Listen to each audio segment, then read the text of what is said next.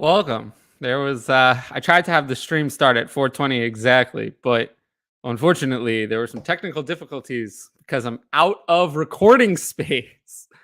Recorded so many shows that I'm out of recording space on StreamYard. So I deleted everything. It's all on YouTube anyway. It's not like it's gone. But I just deleted the originals. It's not like I need those. They're on YouTube for anyone who wants them. And yeah, I was able to now we'll be able to start fresh with a fresh set of recording. So kind of a last minute show.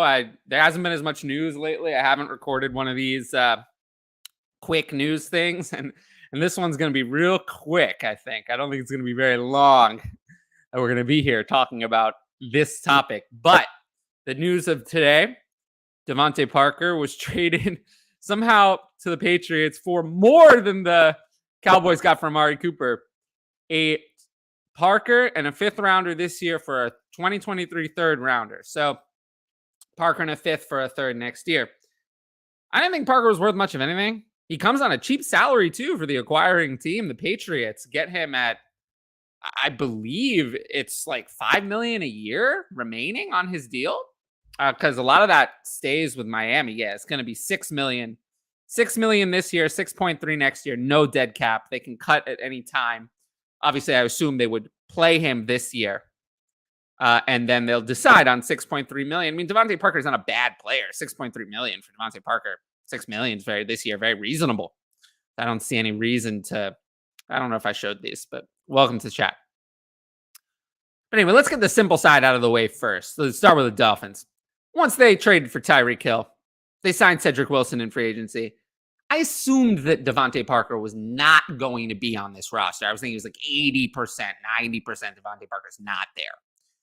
So what does this mean? This means that Hill and Waddle are the clear top two. Gesicki is the clear three. And Wilson is the fourth option.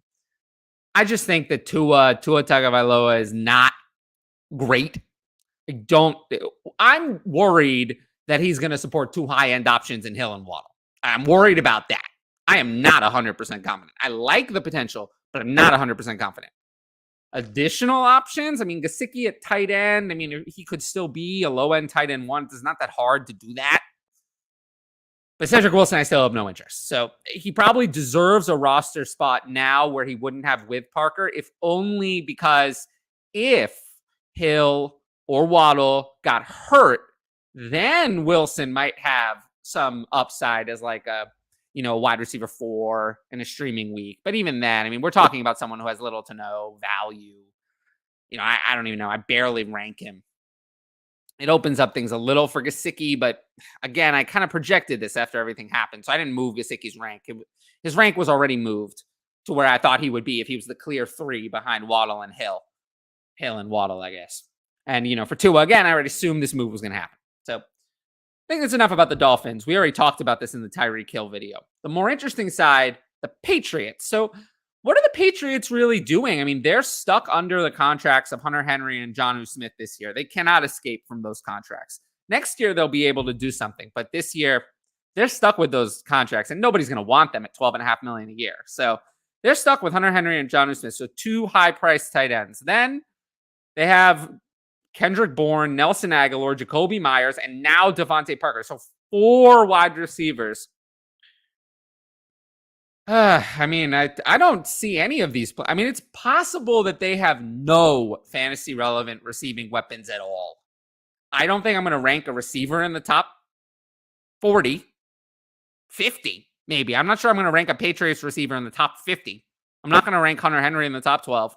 So, I mean, they're just going to have nothing. They could have nothing fantasy relevant at all. And, just a lot of rotating players. And that doesn't even account for the possibility that they might draft to get another receiver in the draft. So Nelson Aguilar, I would say you can cut him. Kendrick Bourne was a nice stash, but DeVante Parker is a better player than Kendrick Bourne. So I'm just not going to be interested in Kendrick Bourne anymore. He can probably go from most shallower leagues. In deeper leagues, you can still hang on to him, but his value has taken a big tumble. He's no longer a must hold for me. And then Jacoby Myers versus DeVante Parker, I think, is going to be the debate.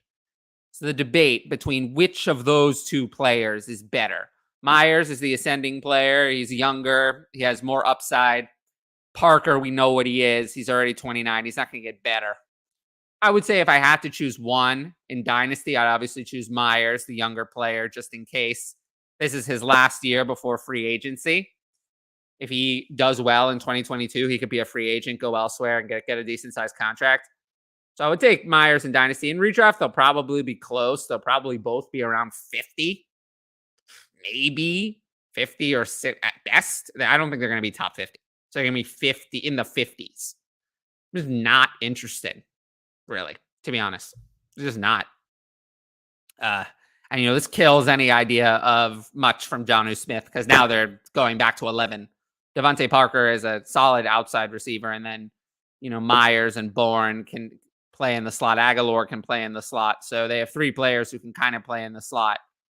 They're going to use a slot receiver then. So Jonnu Smith, I think, is just a $12.5 million a year waste of time. And the funny thing is, even with DeVante Parker, I still don't think these are good weapons for Mac Jones. I don't know if other people would disagree, but I think this is one of the worst receiving cores in the league. Not one of the best. It's one of the worst. So basically, I think that the Patriots overpaid. I don't like this trade for them. I don't think getting DeVante Parker solves their problems. And I just think that now, before I might have taken a shot on Jacoby Myers late rounds, now I would say just a hard avoid on the Patriots wide receivers unless someone new comes in, and then they would be someone big, like a first rounder, and they'd be the only player I want, and I wouldn't want anyone else. But I won't have any interest in any existing Patriots wide receiver. Hunter Henry or Jonnu Smith, I don't want them. Mac Jones, kind of up in the air. And then we'll see. They re-signed James White, but less interested in James White now. One more receiving target kind of ahead of him, so less likely that he gets any relevance.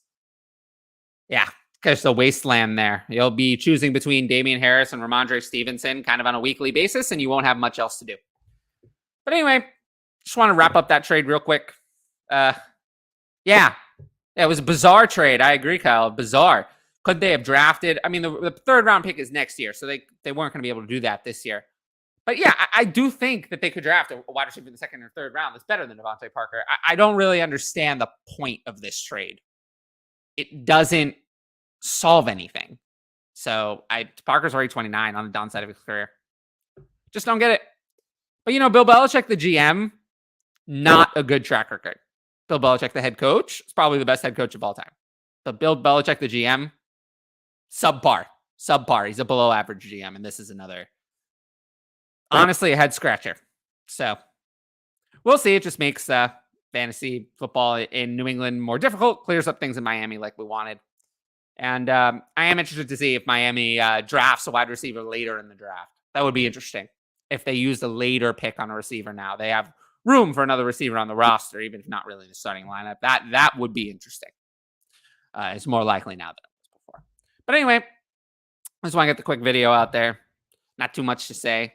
And I will we'll be back on Monday.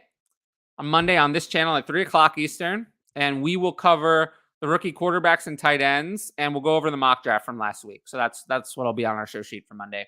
Me and Ryan. And yeah, we'll see you all then.